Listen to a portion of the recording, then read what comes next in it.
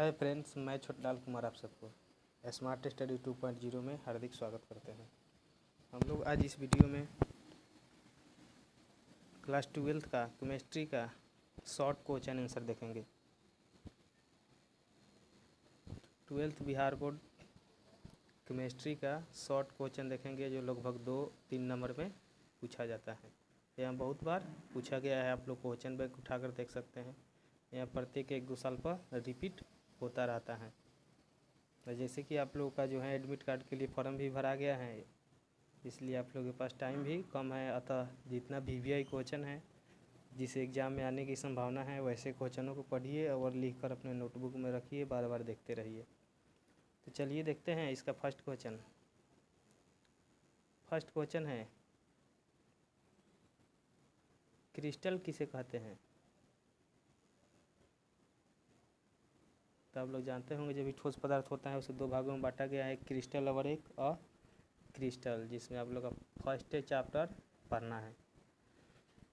तो क्रिस्टल क्या होता है? तो आप इसका उत्तर लिख सकते हैं, वैसा ठोस पदार्थ मतलब जिसकी आकृति और आयतन दोनों निश्चित हो उसे ठोस पदार्थ कहते हैं। जैसे हो गया ईंट, पत्थर, घर, मतलब जिसका आकृति और आयतन क्या हो, दोनों निश्चित हो। कापी, कलम इत्यादि सब कुछ क्या है, ठोस पदार्थ है। पदार्थ 3 प्रकार का होता है, ठोस, द्रव और गैस। ठोस द्रव यानी कि पानी हो जाएगा, तेल हो जाएगा, और गैस हवा हो जाएगा, carbon dioxide, oxygen, nitrogen, sulphur. तो पदार्थ को 3 भागों में बांटा गया है, ठोस, द्रव और गैस। तो ठोस जिसका आकृति और आयतन दोनों निश्चित हो, द्रव जिसका आयतन निश्चित हो परंतु उसकी आकृति अनिश्चित हो, और गैस जिसकी आकृति और आयतन दोनों अनिश्चित हो। इसमें देखते हैं क्रिस्टल क्या है। फर्स्ट क्वेश्चन है, वैसा ठोस पदार्थ जिसका कोई निश्चित ज्यामिति आकृति हो। मतलब उसका निश्चित ज्यामिति आकृति कहने का मतलब, मान लीजिए आपके पास जो बुक है उसका आकार कैसा है, ज्यामिति कैसा है, तो वह आयताकार हो जाएगा। कैसा हो जाएगा? आयताकार हो जाएगा। जैसे जो कलम होता है वह बेलनाकार होता है, जैसे जो बॉल होता है वह क्या होता है, वृत्ताकार होता है। घर होता है वह भी क्या होता है, आयताकार होता है। तो उसके क्या हो गया, आकृति और ज्यामिति हो गया। तो वहीं कह रहे हैं वैसा ठोस पदार्थ जिसका कोई निश्चित ज्यामिति आकृति हो तथा जिसे बराबर भागों में बांटा जा सके उसे क्रिस्टल कहा जाता है। यानी उसको बराबर भाग में आप क्या कर सकते हैं, बांट सकते हैं। जैसे मान लीजिए ईंट हो गया ये, तो ईंट का भी आकृति और आयतन दोनों क्या होता है, निश्चित होता है। यह भी एक ठोस पदार्थ है, इसे भी 2 भागों में आप चाहिए तो इधर तोड़कर 2 भागों में बांट सकते हैं। लेकिन मान लीजिए पानी को आप लोगों को बांटना होगा 2 भाग में काट कर, पानी थोड़े 2 भाग में कट कर नहीं बांटा जा सकता है। इसीलिए क्रिस्टल वैसे पदार्थ को कहा जाता है जिसका निश्चित ज्यामिति आकृति हो तथा जिसे बराबर भागों में बांटा जा सकता है, उसे क्रिस्टल कहा जाता है। आशा करते हैं आप लोग फर्स्ट क्वेश्चन समझ गए होंगे। देखते हैं दूसरा क्वेश्चन है, ब्रेवस जालक की संख्या कितनी होती है? तो यहाँ ऑब्जेक्टिव में हर साल लगभग क्वेश्चन पूछा जाता है कि ब्रेवस जालक की संख्या कितनी होती है। तो आप लोग को याद ही रखना पड़ेगा, जो ब्रेवस जालक होता है उसकी संख्या 14 होती है। ब्रेवस जालक की संख्या 14 होती है। इसे ब्रेवस नामक वैज्ञानिक ने बताया था, इसीलिए इसके नाम पर इसे रख दिया गया ब्रेवस जालक। तो ब्रेवस जालक की संख्या 14 होती है। अगला क्वेश्चन है, डोपिंग किसे कहते हैं? डोपिंग किसे कहते हैं? किसी क्रिस्टल जालक में अशुद्धि को मिश्रित करने की प्रक्रिया को क्या कहते हैं? डोपिंग कहते हैं। यानी कोई भी क्रिस्टल होगा उसमें अशुद्धि जो मिलाया जाता है उसी को क्या कहा जाता है? डोपिंग कहा जाता है। अशुद्धि कुछ भी हो सकता है, यह इसलिए मिलाया जाता है ताकि जो भी क्रिस्टल होता है उसमें चालकता क्या हो जाता है, डोपिंग करने से बढ़ जाता है। जैसे मान लीजिए यह एक लोहा का तार बनाया गया है, तो सबसे ज़्यादा सुपर कंडक्टर क्या होता है, यानी सबसे ज़्यादा विद्युत का सुचालक होता है चांदी। यानी चांदी में बहुत ज़्यादा क्या होता है, धारा प्रवाहित होता है। तो मान लीजिए लोहा का एक तार बनाया गया है जिसमें धारा 20 एम्पियर जा रहा है पर सेकंड के हिसाब से, लेकिन इसको डोपिंग करके इसमें चांदी कुछ मिला दिया जाएगा। इस लोहा में क्या करेंगे, कुछ चांदी को भी मिला देंगे, तो मिलाने की ही प्रक्रिया क्या कहते हैं, डोपिंग कहते हैं। और इसका क्या होगा, चालकता बढ़ जाएगा। इसमें लगभग 30 एम्पियर पर सेकंड के हिसाब से धारा प्रवाहित होने लगेगा, इसीलिए डोपिंग किया जाता है। जैसे कि अधिकांश तार जो यूज होता है वह तांबा का होता है। क्या चीज़ का होता है, तांबा का, क्योंकि चांदी जो होता है वह बहुत महंगा होता है, इसलिए इसके तार के रूप में उपयोग नहीं किया जाता है, क्योंकि यह बहुत महंगा होता है। तो डोपिंग क्या है, किसी भी क्रिस्टल जालक में अशुद्धि मिलाने को क्या कहते हैं, डोपिंग कहते हैं। यह समझाने के लिए, चलिए आशा करते हैं आप लोग समझ गए होंगे। आगे है त्रिज्या अनुपात क्या है। तो किसी भी पदार्थ को जब आप विद्युत धारा प्रवाहित करिएगा, किसी भी पदार्थ में जब आप विद्युत धारा प्रवाहित करिएगा, जैसे मान लीजिए कि NaCl है, इसमें जब आप धारा प्रवाहित करिएगा तो Na जो है प्लस हो जाएगा और Cl जो है माइनस हो जाएगा, यानी कि दो आयन में विभक्त हो जाता है, जिसे एक धनायन कहते हैं, एक ऋणायन कहते हैं। धनायन को पॉजिटिव और ऋणायन को निगेटिव बोला जाता है। जैसे बैटरी में भी देखे होंगे, एक काला तार होता है और एक लाल तार होता है। जो रेड वाला होता है वह धनायन को दर्शाता है, यानी पॉजिटिव को दर्शाता है, और जो ब्लैक वाला होता है वह ऋणायन अर्थात निगेटिव को दर्शाता है।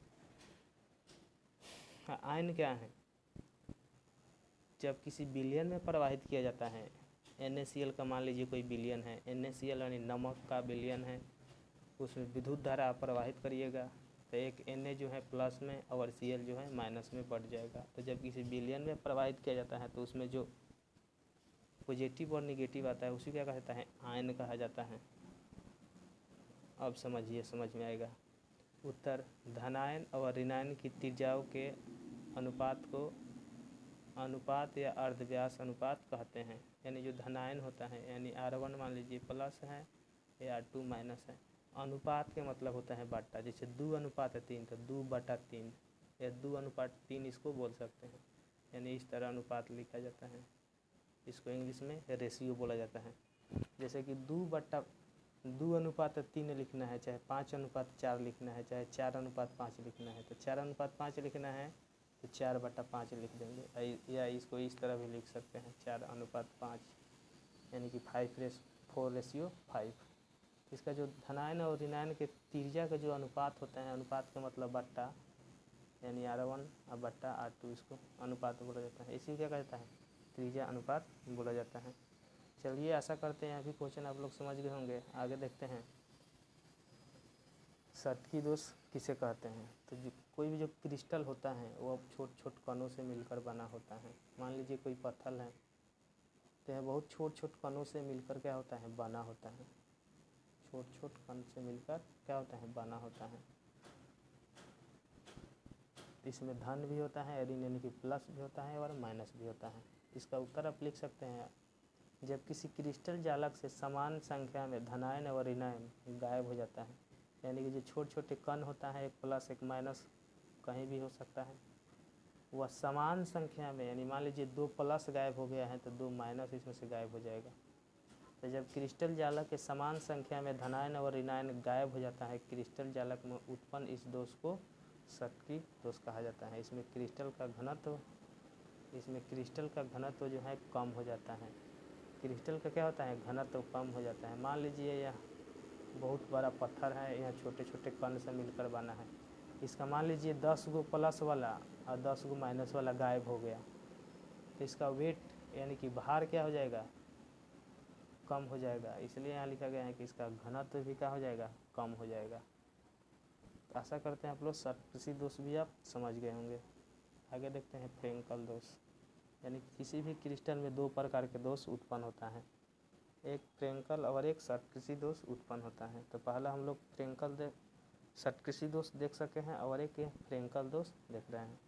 तो इसमें क्या होता है, इसमें जो क्रिस्टल का धनायन और ऋणायन कण होता है वह गायब न होकर वह गायब न होकर क्रिस्टल जालक में ही फंस जाता है, अपने स्थान को छोड़ देता है। जैसे मान लीजिए एक कण है, यह एक कण है, इसको जूम करके दिखा दे रहे हैं बड़ा करके, यह एक कण है, यह अपने स्थान से यहाँ से हट कर यहाँ आ जाता है।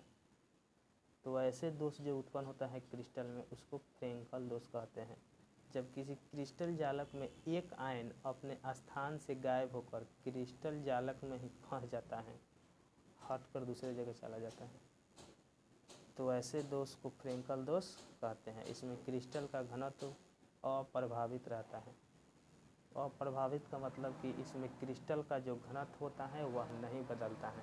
और बदले भागे क्यों बदलेगा? क्योंकि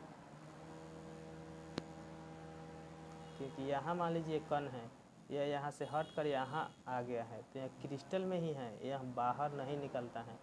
इसीलिए क्रिस्टल का जो घनत्व होता है वह क्या होता है? कम नहीं होता है। मान लीजिए यहाँ कोई बहुत बड़ा नाव है, इसमें यहाँ एक 50 केजी का कोई बोरा रखा गया है, 50 केजी का बोरा रखा गया है। इस नाव पर पूरा लगभग 100 केजी सामान लादा गया है। यह एक 50 केजी का बोरा है, यहाँ से हटकर यहाँ आ जाएगा, यहाँ से हटकर यहाँ आ जाएगा, फिर भी यह नाव में ही है। इसलिए नाव का जो वेट होगा यानी कि भार होगा 100 केजी ही रहेगा, क्योंकि इस नाव से इस बोरा को हटाया नहीं गया, बल्कि यहाँ से हटकर यहाँ आ गया है। इसलिए इसमें क्रिस्टल का जो घनत्व होता है अप्रभावित रहता है, यानी कि घनत्व नहीं बदलता है। देखते हैं अगला क्वेश्चन। कितना नंबर तक बता दिए थे? फ्रेंकल दोष तक बता दिए थे। आगे देखते हैं, अगला क्वेश्चन है CaCl बनावट का संक्षिप्त वितरण दे। जो CaCl होता है, सीजियम क्लोराइड, उसका बनावट क्या होता है उसी के बारे में वर्णन करना है। जैसे मान लीजिए कि CH4 या मीथेन का सूत्र है, इसका जब बनावट देखिएगा यानी कि संरचना सूत्र देखिएगा, तो इसको इस तरह संरचना सूत्र में आप लिख सकते हैं। कार्बन 1 है और हाइड्रोजन 4 है, तो एक कार्बन लिख देंगे और इसके चारों तरफ से 4 हाइड्रोजन लगा देंगे।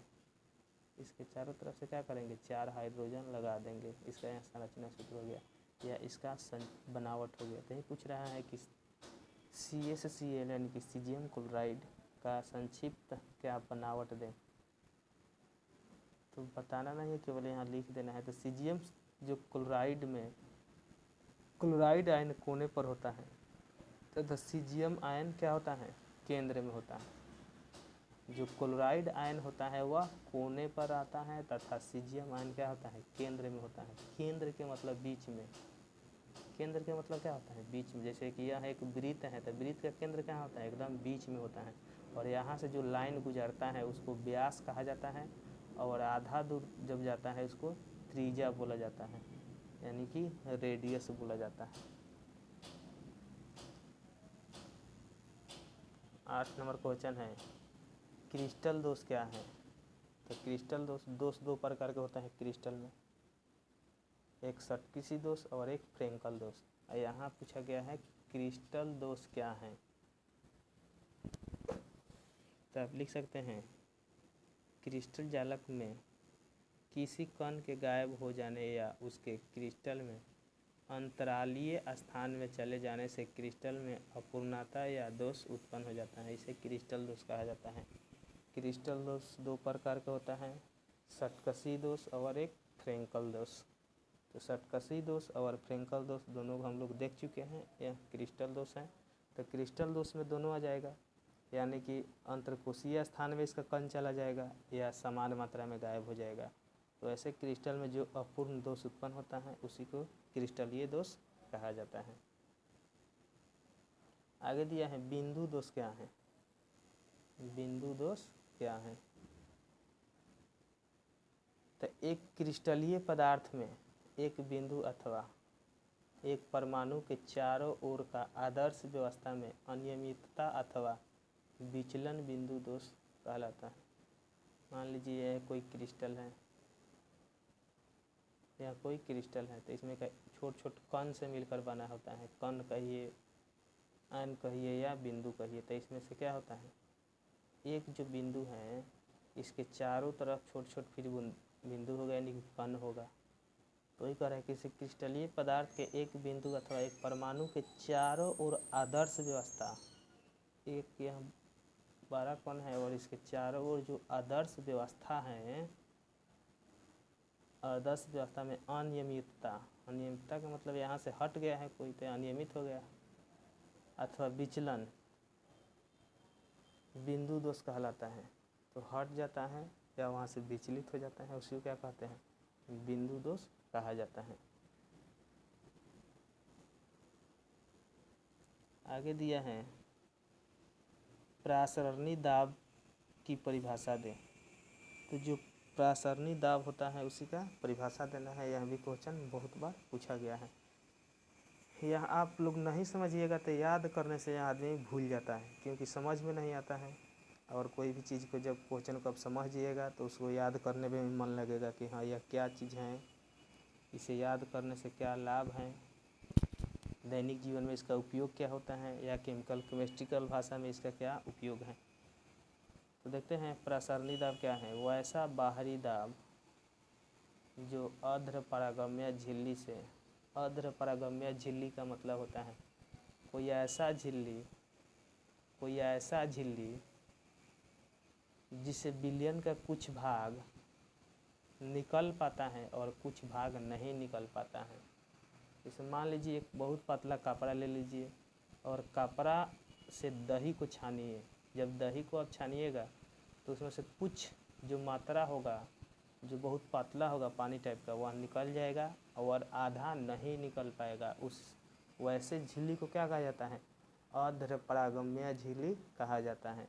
जैसे आप लोग एक पढ़े होंगे अपारदर्शी पदार्थ, अर्ध पारदर्शी पदार्थ, जिससे सूर्य का प्रकाश आधा निकलता है और आधा नहीं निकलता है, जैसे कि तेल लगा हुआ कागज। तो वही है वैसा बाहरी दाब जो अर्ध पारगम्य झिल्ली से होकर विलायक के विलयन में होने वाले प्रासरण को रोकने के लिए लगता है। अब सबसे बड़ी बात है कि आप लोग को एक और बात समझ में आना चाहिए। क्या चीज़, चलिए यहाँ समझा देते हैं।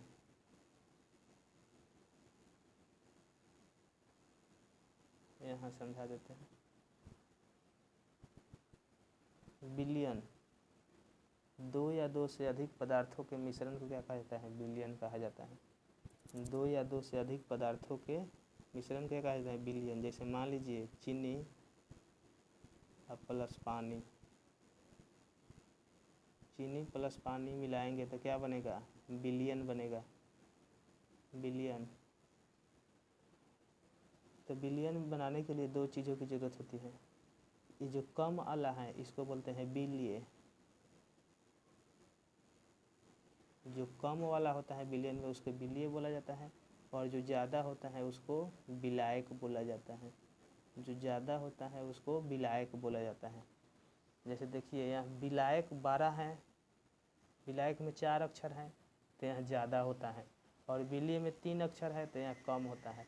अगर चीनी और पानी मिलाकर आप एक विलयन बनाए हैं तो इस विलयन में, इस चीनी और पानी में विलय कौन होगा और विलायक कौन होगा, तो हम देखेंगे कि इसमें किसका मात्रा अधिक है। तो देख रहे हैं पानी की मात्रा अधिक है तो पानी को बोलेंगे विलायक, और चीनी की मात्रा कम है तो इसको बोलेंगे विलय।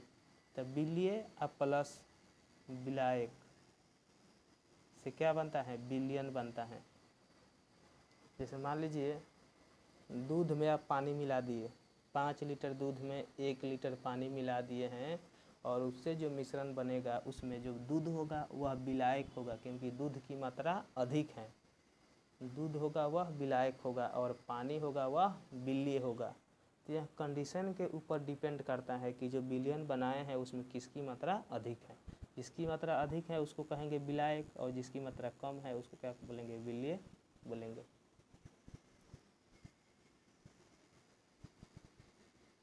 चलिए तो देखते हैं। यहाँ तो बिंदु दोष हो गया था, प्रासरणी दाब बता दिए थे।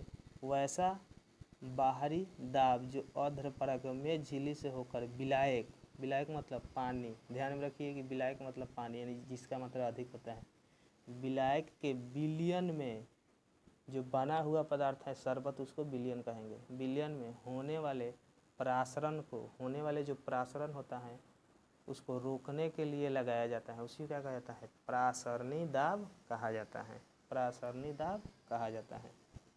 आगे है राउल्ट के नियम को लिखे। तो राउल्ट ये वैज्ञानिक थे, इन्होंने वाष्प दाब के अपेक्षित अवनमन के बारे में एक नियम दिया।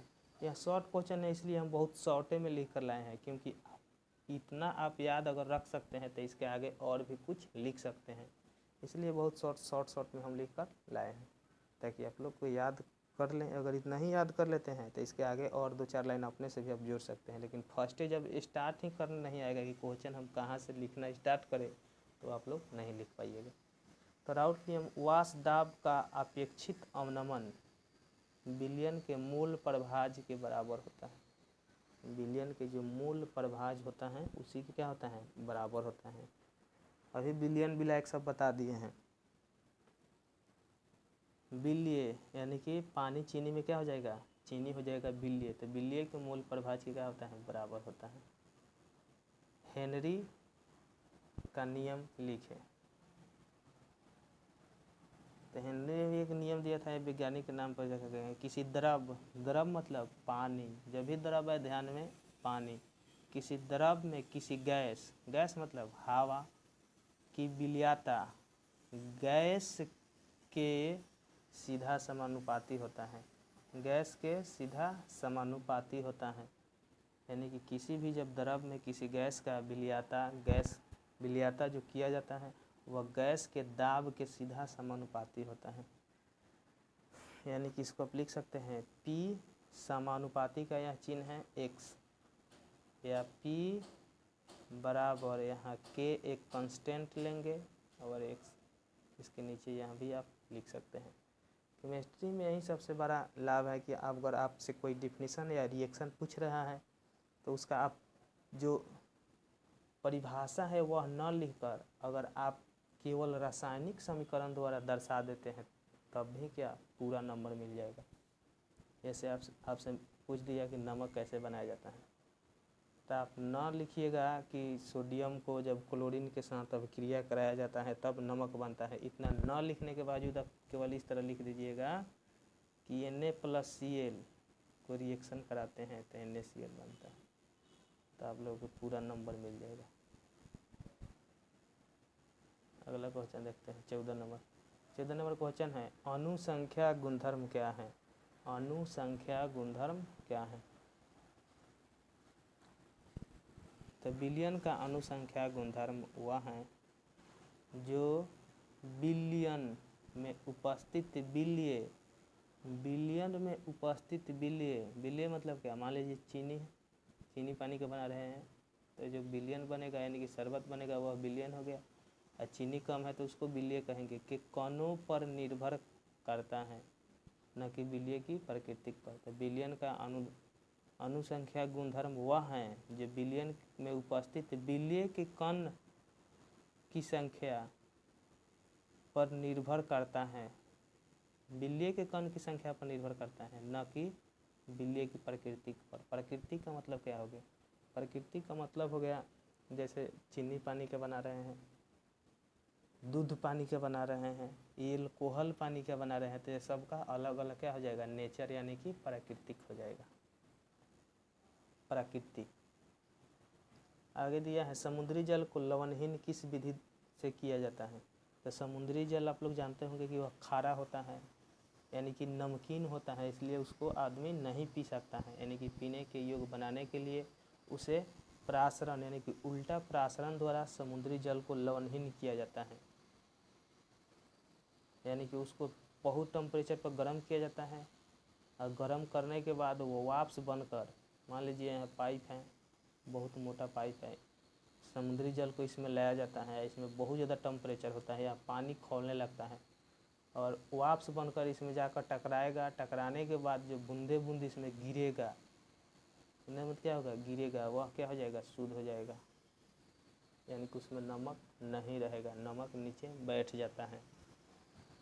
जैसे प्रभाज आसवन विधि द्वारा जो हम लोग पेट्रोल निकालते हैं समुद्र से उसको क्या करते हैं, शुद्ध किया जाता है। तो यहाँ समुद्र जल को लवणहीन किस विधि से बनाया जाता है, तो उल्टा प्रासरण विधि द्वारा।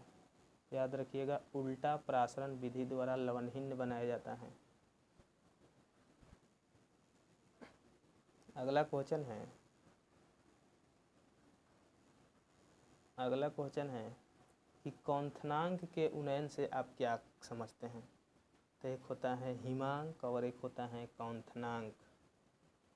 एक होता है हिमांक और एक होता है क्या, कौंथनांक।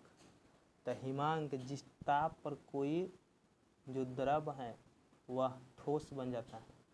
जैसे पानी को जब आप 0 डिग्री सेंटीग्रेड पर ठंडा करिएगा तो वह बर्फ़ बन जाता है, और जब आप बर्फ़ को 0 डिग्री सेंटीग्रेड से थोड़ा सा आगे ले जाइएगा तो वह क्या हो जाएगा, फिर पानी बन जाएगा। तो उसको कहते हैं हिमांक बिंदु। और कौंथनांक बिंदु का मतलब हुआ जिस टेम्परेचर पर कोई पदार्थ उबालना स्टार्ट हो जाता है। जैसे पानी को जब आप 100 डिग्री सेंटीग्रेड टेम्परेचर पर गर्म करिएगा तब वह वाष्प बनना शुरू हो जाएगा, तो उसी को कहते हैं कौंथनांक बिंदु। तो कौंथनांक के उन्नयन से आप क्या समझते हैं, इसको लिख सकते हैं शुद्ध विलायक में। विलायक मतलब क्या, शरबत, चीनी पानी के बनाए हैं तो शरबत। शुद्ध विलायक में विलीय यानी कि चीनी मिला देने से विलयन में कौंथनांक में वृद्धि हो जाता है। कौंथनांक में क्या हो जाता है, वृद्धि हो जाता है। इसे कौंथनांक उन्नयन कहते हैं। जैसे मान लीजिए एक पात्र में आप पानी रख दिए हैं, नीचे से इसमें आग जला दिए हैं, तो यह जब 100 डिग्री सेंटीग्रेड पर जाएगा तो यह उबलने लगेगा। लेकिन इसमें जब आप अशुद्धि मिला दीजिएगा, मान लीजिए नाली का पानी लाकर इसमें डाल दिए, कोई कचरा डाल दिए, तो इसको 100 डिग्री सेंटीग्रेड टेम्परेचर पर आप गर्म करिएगा तो यह नहीं उबलेगा, क्योंकि उसका कौंथनांक क्या हो गया है, बढ़ गया है। इसको अब 110 डिग्री 120 डिग्री पर जब आप गर्म करिएगा तब जाकर यह उबलने लगेगा। तो इसका कौंथनांक क्या हो जाएगा, 120 डिग्री सेंटीग्रेड इसका टेम्परेचर हो जाएगा। तो वही बोल रहा है शुद्ध विलायक में विलय मिला देने से विलयन के कौंथनांक में वृद्धि हो जाता है। इसे ही कौंथनांक उन्नयन कहते हैं। अथवा इसको लिख सकते हैं विलायक के कौंथनांक और शुद्ध विलायक के कौंथनांक के अनुपात को क्या कहा जाता है, अंतर को, अनुपात बोल दिया, अंतर को कौंथनांक उन्नयन कहा जाता है। तो चलिए आज इस वीडियो में हम लोग 16 क्वेश्चन देखे हैं जो बहुत ज़्यादा इम्पोर्टेंट है, हर बार एग्ज़ाम में पूछा जाता है। अगर आप लोग को विश्वास नहीं है तो आप लोग क्वेश्चन बैंक से जाकर मिला सकते हैं कि यह क्वेश्चन कितना बार पूछा गया है। यह क्वेश्चन आप याद करते हैं तो बहुत संभावना है कि ऑब्जेक्टिव प्रश्न भी इससे बहुत ज़्यादा मात्रा में टकरा जाए। चलिए, तो वीडियो को पहली बार देख रहे हैं, इस चैनल पर पहली बार हैं तो चैनल को सब्सक्राइब कर लीजिए, क्योंकि